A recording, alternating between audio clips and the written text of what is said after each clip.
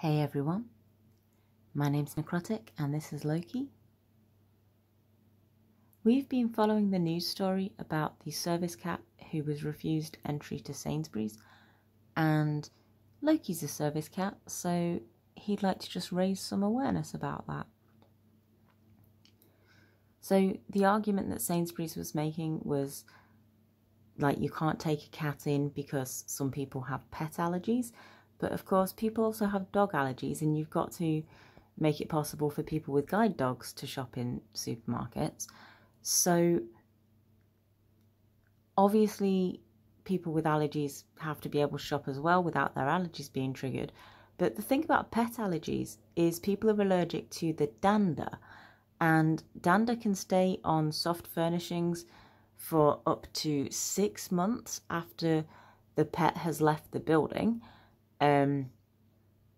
Obviously that depends on how much something is washed, but that does mean that if you've got pets, then even after you've washed your clothes, there can still be dander on your clean clothes, which people with severe enough allergies could still have allergic reactions just to you going near them with what you think are clean clothes on, but the clothes still have pet dander on them. So I don't know if the future for this is just that everybody should just get home delivery. Supermarkets aren't exactly fun places to be, are they? Let's face it. And home deliveries are so convenient and awesome, and you don't have to have a car if the supermarket's really far away. And, you know, I love home deliveries, but then obviously I have a service cat and I have severe social anxiety and panic attacks, and yeah, my therapist is going through all of the autism things with me at the moment because I never actually got properly diagnosed like years ago. And my current therapist is like, yeah, you're clearly autistic. I'm like, okay, cool. What does that mean for me? And basically what it means is all of the various other mental health problems that I've been in therapy for over the years, the ways that we've been trying to resolve them weren't really right for me, because the way that you would resolve them for somebody who is neurotypical is completely different. So once my therapist has finished doing all of the current stuff with me, hopefully we will be like on the road to, I don't know if we're going to fully resolve my social anxiety, let's face it, but on the road to doing better with that. But that still doesn't mean I'm ever going to enjoy like supermarkets and stuff. Doesn't mean I'm ever going to want to go to a gig by myself. Like, I've got a system with gigs. I go to a gig with someone, and if I need the bathroom, because most of my friends don't use the same bathroom as me unless they're all gendered bathrooms, I have to go in by myself, and a friend will literally be waiting by the door. Yeah, it's not fun. So Loki does actually have a service animal medical certificate, but I don't really like taking him places because he helps me a lot around the house. He helps me deal with anxiety and stuff, but he doesn't really enjoy going out. So if I can get friends or someone to go with me, then Loki's much happier at home.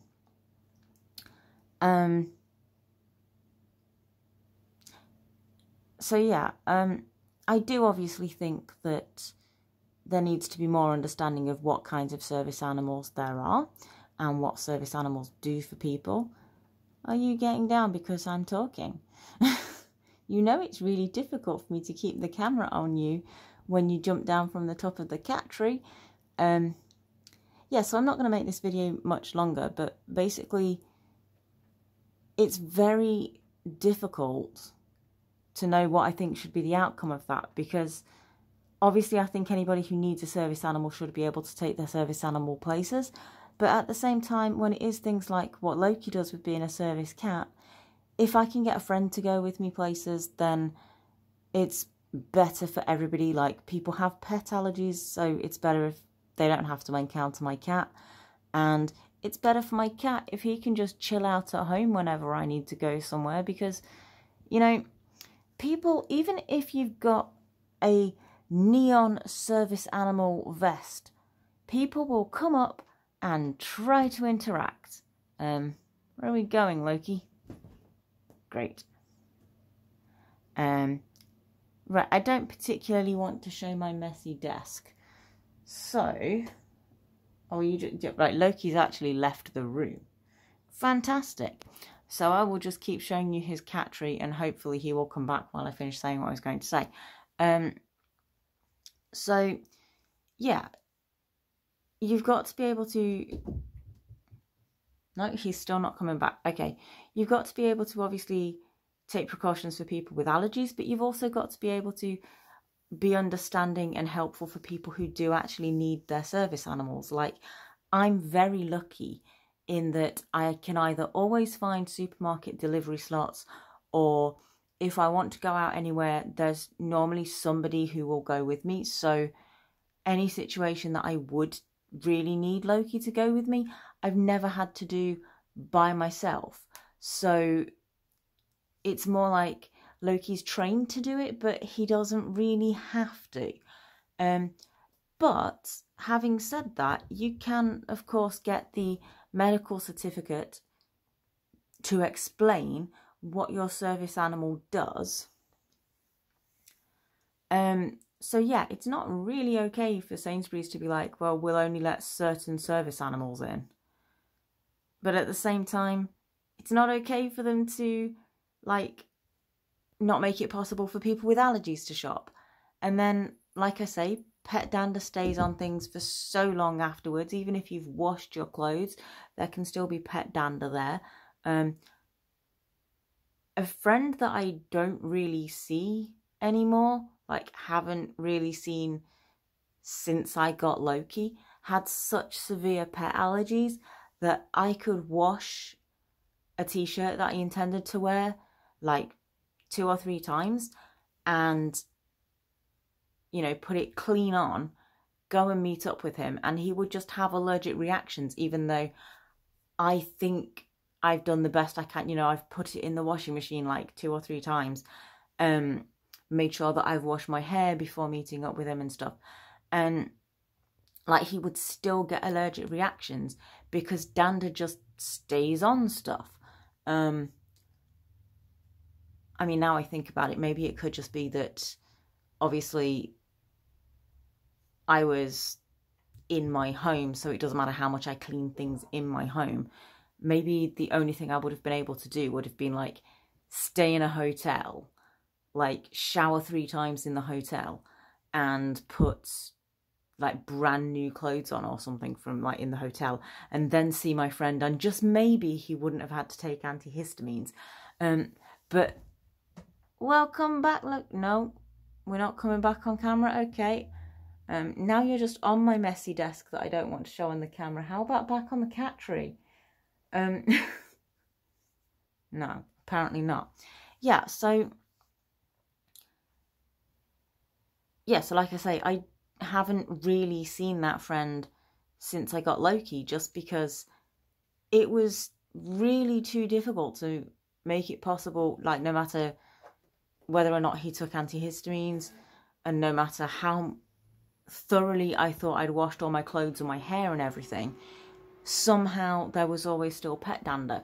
And he would just say that basically he can tell who has a pet, even if he's never met them before, because his allergies would just start to play up, because nobody really gets all of the pet dander out of their clothes, no matter how hard they try. So there has to be a solution, but I don't know what the solution is, because, you know, we don't want people with pet allergies to have that problem. But at the same time, anybody who needs their service animal should be able to go places with their service animal.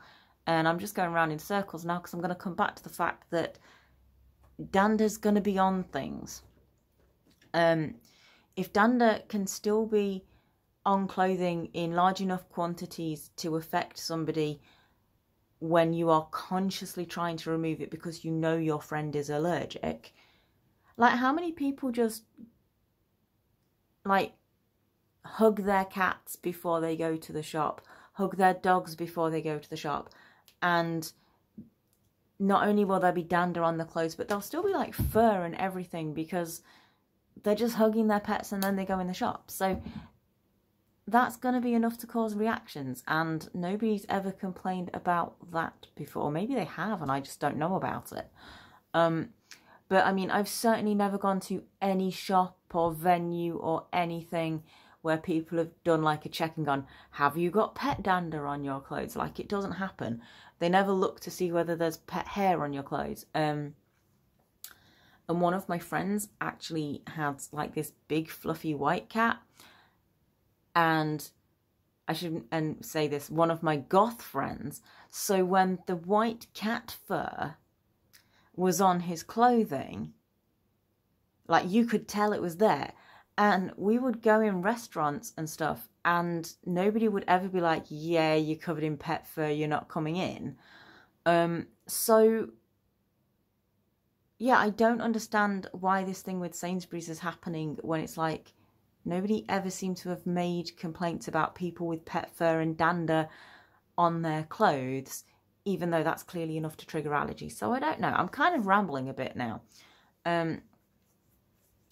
Just because, like, I can see both sides of this story, because I've known people with severe pet allergies, but then I also have a service animal. So, like, I don't know. And I guess I'm kind of a bit removed from it because, like I say, I either always manage to get deliveries or I always have somebody who can go with me. So although Loki is a service animal, I don't really need to take him for things like that. So that's not really affected me. But yeah. So before I go around in circles again, as Loki's not come back, I think I'm going to end this video here.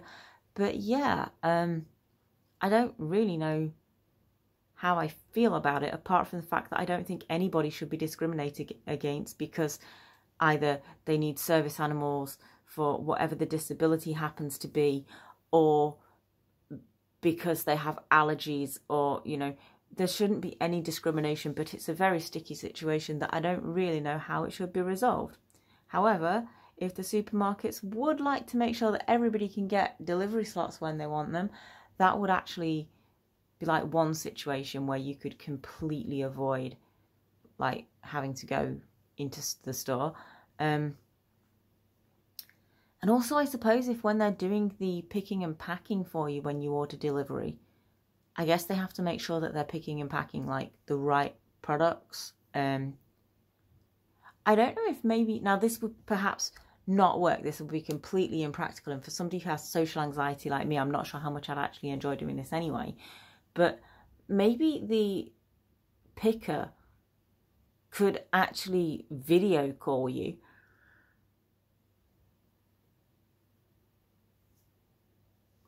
You know, so that like you can see that they're actually picking good products. Especially with like the fresh fruit and veg, like please do not like turn up with basically going off fruit and veg, because that's going to be one reason. Like, I'm lucky because where I order from, they tend to actually be really good about picking things with a longer shelf life. But I would be so disappointed if I ordered like fresh fruit and veg and there was like 1 day of shelf life on it, when I like to do my shopping for the whole week, you know. And I expect the fresh stuff to still be like relatively fresh in that time, you know.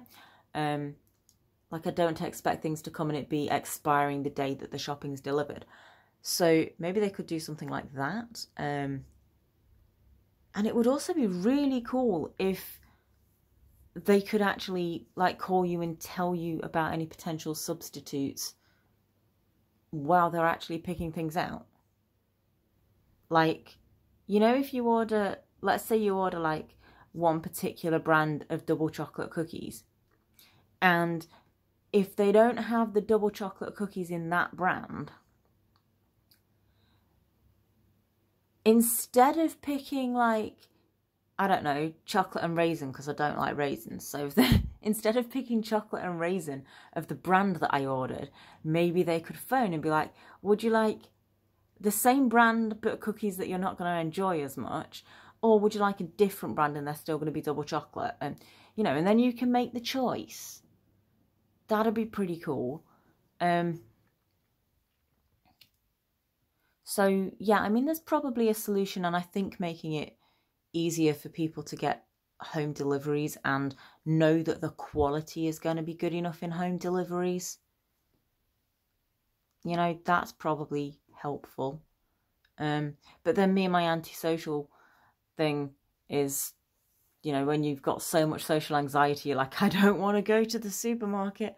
So I think for me, I would pick home delivery whenever possible anyway.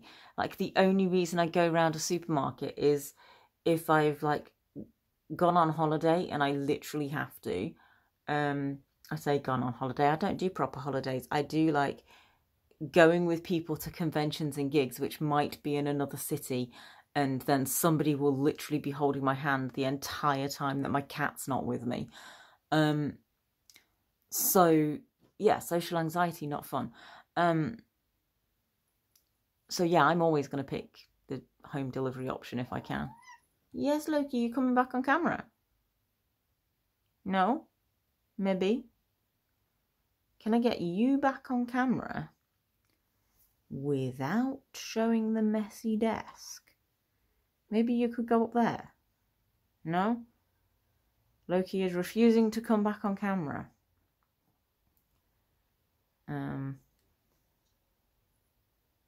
No, you're just going to sit on the messy desk. Okay. Well, I've probably been talking about this quite enough, and I've still not really come to a solution that I would really think works. I mean, like I say, I can tell you what works for me. Loki does have the medical certificate to explain what he does for me, and a lot of places, if I need him, will allow him in. He's been to cinemas and all sorts. It's really fun. Because he always seems quite happy. Like, if you take him to the cinema, he just will sit there and fall asleep, and he's super chilled out about it. But at the same time, if there's a person to take me, I understand that people don't really want to see animals wherever they are. I mean, I do. I would love everybody to walk around with their cat on their shoulder and stuff. I think that's amazing. I'm the one that watches things like Street Cat Bob. Rest in peace, Bob. I'm the one that watches things like that, and I'm just like, I can't believe that not every single person in the world walks around like with a cat on their shoulder, because this is so amazing. And like, you know, that's just me though. Like, I love pets that much.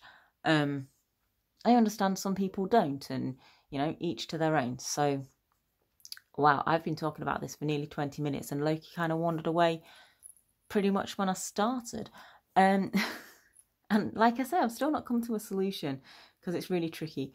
And I think that everybody should have the right and ability to go around and actually live life and do all the daily tasks they need to without too much struggle, which would mean, like I say, people with allergies should be able to do that without encountering things they're allergic to. But people with service animals should be able to go around and actually take their service animals places, because we need our service animals, you know.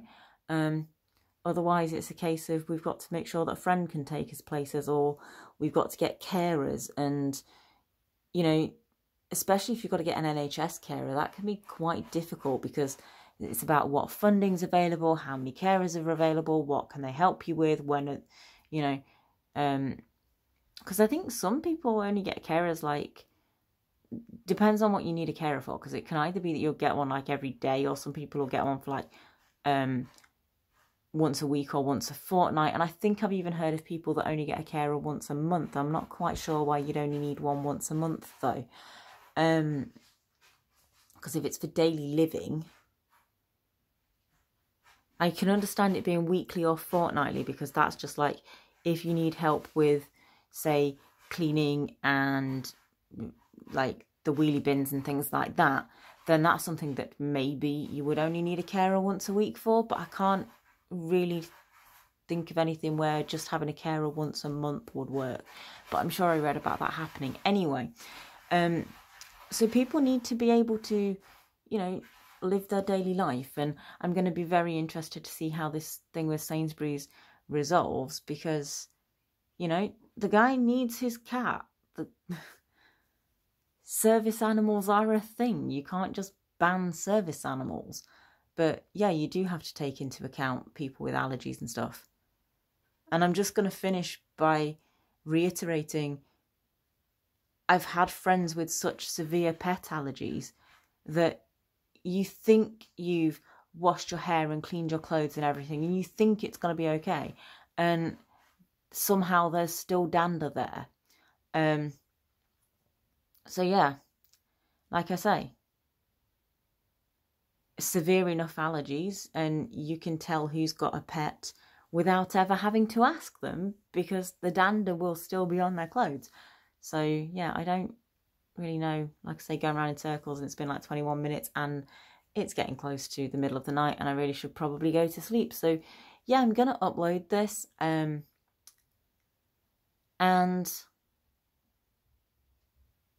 I mean, I suppose I will check the comments on this occasionally, because I don't really want to see people coming up with anything nasty to each other about it, because it's probably going to be quite a controversial one.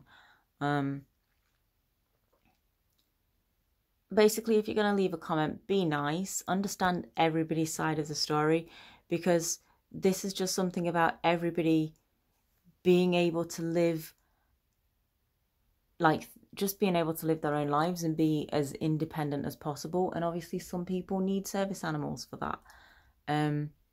So yeah, think about it from everybody's situation before you make comments. And you know, me thinking about it from everybody's situation, or trying to think of it from everybody's situation, is why I don't know what the solution would be. I can only tell you what me and my service cat do, and that is that, especially with food places, we try to make sure that somebody else takes me if I have to go there in person, because then Loki doesn't have to go there.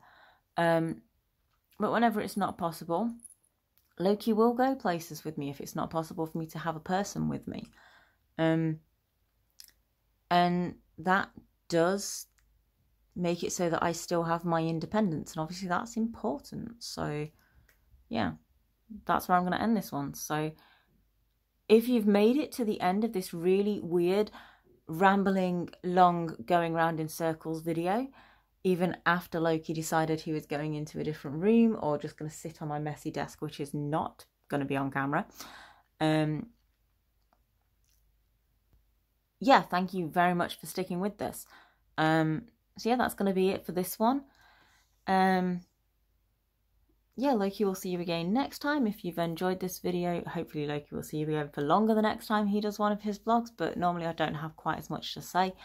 Yeah, if you've enjoyed this video or found it interesting or whatever, feel free to leave a like and subscribe. I don't normally do the like and subscribe thing, but you know, this one's also an actual subject and not just a vlog of Loki. He doesn't normally beg for subscribers for me, or whatever you'd call it. But yeah, if you have found this useful or thought-provoking, feel free to drop us a like or a subscribe. And if you are going to leave a comment, please remember to be thoughtful and aware of everybody else's point of view. You know, don't start any arguments with the comments. I will check them, and if you're rude to anybody, the comment will be deleted. So yeah, thank you very much for watching, everyone, and Loki and I will see you again next time.